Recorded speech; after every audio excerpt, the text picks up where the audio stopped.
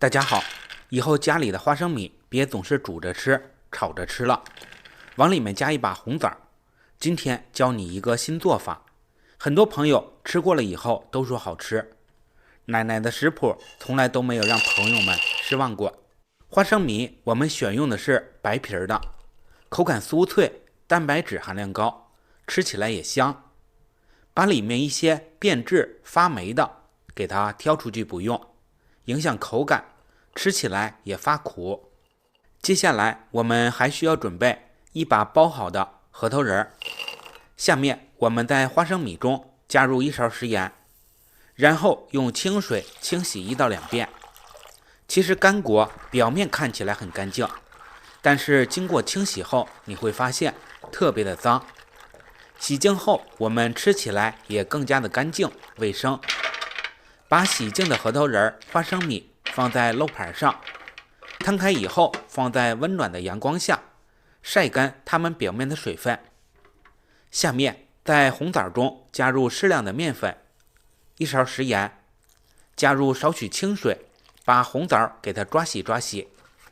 由于面粉具有较强的吸附作用，能更好的把红枣褶皱里面的脏东西吸附下来。最后我们再用清水把红枣反复的多清洗2遍，洗干净，直到碗中的水变得清澈就可以了。洗净的红枣给它放在大碗中，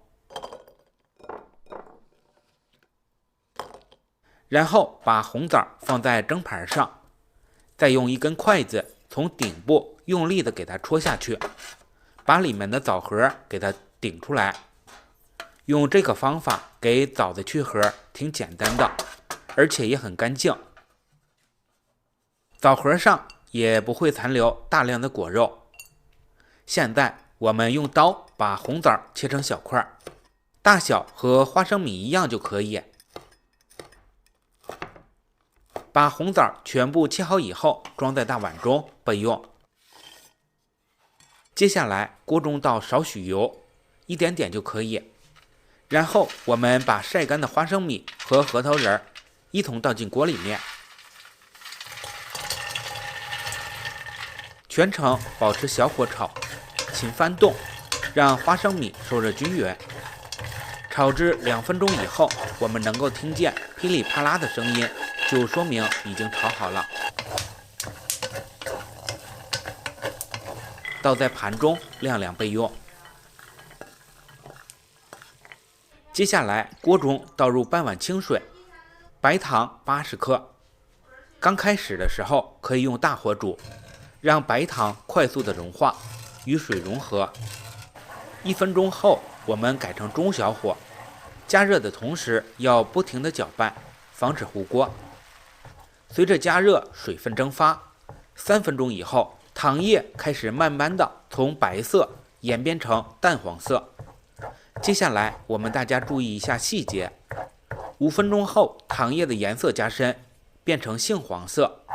此时我们可以用筷子调点糖液，放在凉水中。如果能够快速的结块定型，吃到嘴里脆脆的，就说明可以了。注意糖液炒好，这时候我们一定要改成小火，不然就炒成糖色了。把花生米、核桃仁还有红枣都倒进锅里面，再往里面撒一把熟芝麻增香，然后搅拌均匀，让糖液都裹在红枣和花生米上面。大家注意看，翻动的同时能够清晰的看到拉丝的状态，这就说明已经成功了。如果不拉丝，成品的效果也会打折扣，吃起来也不酥脆。倒在准备的模具里面，里面放吸油纸，可以方便我们更好的脱模，不粘连。